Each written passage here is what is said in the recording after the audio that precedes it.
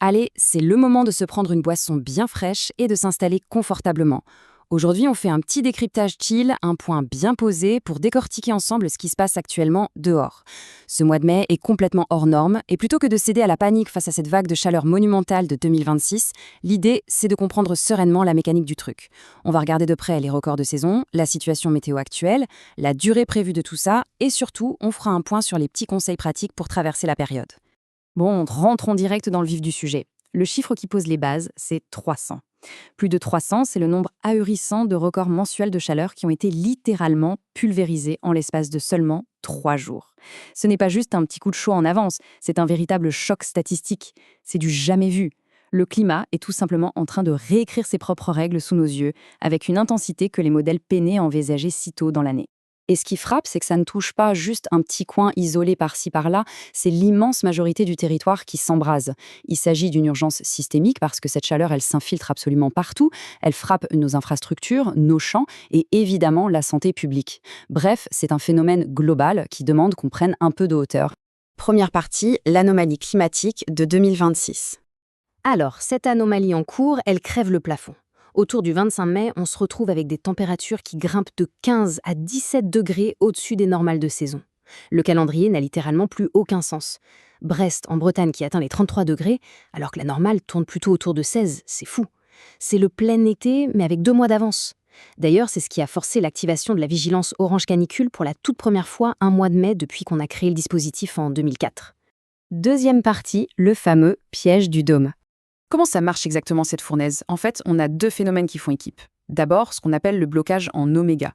C'est une immense zone anticyclonique qui vient figer complètement la circulation de l'air sur l'Europe. Ensuite, il y a la pompe à chaleur, une zone de gouttes froides vers le Portugal qui agit comme un aspirateur géant et qui remonte l'air brûlant et le sable tout droit du Sahara. L'anticyclone, lui, fait office de couvercle. Il compresse cet air chaud vers le sol, encore et encore. Et le vrai problème, c'est que ce blocage fige la situation météo pour une durée prévue de plusieurs semaines.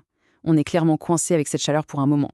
Un point super important à clarifier, oui, un phénomène El Niño est en train de se développer pour la fin 2026, mais il ne faut pas se tromper de coupable.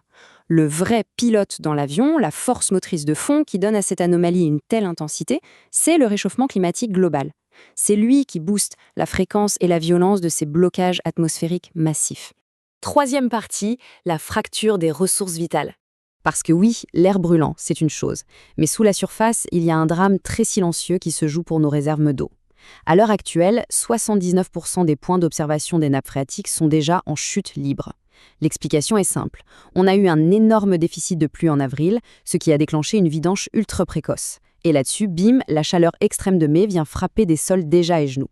L'évaporation explose, la nature assoiffée pompe le peu qu'il reste et les réserves s'effondrent. Petite nuance géologique qui a son importance. Les réserves d'eau ne se valent pas toutes. On a d'un côté les nappes dites réactives. Elles se remplissent super vite, mais elles se vident tout aussi sec. Leur vulnérabilité en ce moment est absolue. De l'autre côté, on a les nappes inertielles, plus profondes. Elles fonctionnent sur des cycles de plusieurs années, donc elles ont un temps de retard face à la sécheresse. Ça offre un petit sursis, une résilience à très court terme, mais la mauvaise nouvelle, c'est que la tendance commence déjà à s'inverser pour elle aussi. Et cette facture hydrique, eh bien, elle percute le monde agricole de plein fouet. Nos cultures affrontent 4 menaces colossales en même temps. D'abord, l'échaudage. La chaleur abîme directement les cellules des plantes avant même la moisson. Ensuite, le stress hydrique qui assèche tout. On ajoute à ça une météo hyper instable où de gros orages viennent parfois taper sur la chaleur, ce qui est le cocktail parfait pour les maladies des plantes. Et la cerise sur le gâteau, c'est la crise de l'énergie qui fait exploser les coûts pour essayer de s'adapter. C'est un terrible effet ciseau. Quatrième partie, le coût humain. Quand on analyse les données consolidées de mortalité lors des canicules, la réalité est glaçante et ultra ciblée. La surmortalité ne frappe pas au hasard. Sur l'ensemble des décès directement causés par ce type de chaleur extrême, 75% concernent des personnes âgées de 75 ans et plus. C'est énorme. Cette chaleur cible les plus âgés avec une précision redoutable. Mais physiologiquement, pourquoi le corps finit par lâcher? Eh bien, en vieillissant, la machinerie interne fatigue. Le thermostat dans le cerveau, l'hypothalamus, devient moins performant. Donc, le signal de la soif arrive beaucoup trop tard. Côté peau, elle s'affine et transpire moins bien. Or, la transpiration, c'est notre clim naturel. Du coup, le cœur doit pomper comme un forcené pour envoyer le sang vers la peau pour la refroidir. Sans oublier un facteur hyper aggravant, les médicaments du quotidien qui viennent souvent perturber toute cette fragile régulation thermique. Cinquième partie, on passe au protocole d'action immédiate. Face à ça, quelques petits conseils essentiels pour protéger nos aînés. Il y a 3 réflexes d'anticipation. 1. On fait un bilan médical immédiat pour que le médecin ajuste les traitements si besoin. 2. L'inscription sur le registre de la mairie. C'est la base absolue pour que la ville puisse passer un coup de fil de contrôle en cas d'alerte rouge. 3. On repère et on prépare tout de suite la pièce la plus fraîche de la maison, idéalement au nord ou au rez-de-chaussée, avec un bon ventilo et de l'eau à portée de main. Et il ne faut surtout pas oublier ceux qui bossent dehors, les chantiers, les espaces verts. Les règles doivent être béton. À 30 degrés à l'ombre, c'est la vigilance absolue. À 33 degrés, on atteint le seuil de danger extrême pour l'organisme. Le conseil en or massif, c'est l'hydratation systématique. On boit un verre d'eau fraîche toutes les 20 minutes, montre en main, sans jamais attendre d'avoir soif. Et attention au piège, vouloir accélérer la cadence pour finir la journée plus tôt, sous ce soleil de plomb, ça multiplie par 10 le risque de malaise. Et même avec toutes ces précautions, il faut savoir repérer les signes d'un effondrement, le fameux coup de chaleur. Ça commence par une énorme fatigue, un mal de crâne pas possible, des nausées. Le signe qui trompe pas, c'est la peau. Elle devient bouillante, toute rouge, mais bizarrement très sèche. Si ça s'accompagne de crampes ou qu'on commence à avoir des propos incohérents, attention, danger. Ce n'est pas juste un petit coup de fatigue dû au soleil. Si le corps dépasse les 39 degrés avec ces symptômes, c'est une urgence vitale, tout simplement. Si jamais ça arrive, il y a un mode d'emploi d'urgence en 3 étapes. 1. On alerte direct, le 15, le 18 ou le 112. 2. On sécurise, on amène la personne à l'ombre, dans un courant d'air. 3. On refroidit à fond.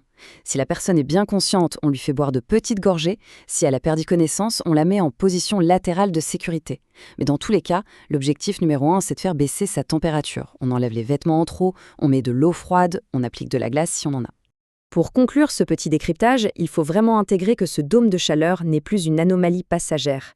C'est la nouvelle norme. La citation à l'écran résume parfaitement la situation. L'anticipation remplace l'immunité. Face au climat, l'immunité n'existe plus. La vraie question pour la suite, avec ces étés qui s'annoncent de plus en plus costauds, c'est de savoir à quelle vitesse on va être capable, collectivement, de déployer nos boucliers pour protéger tout le monde.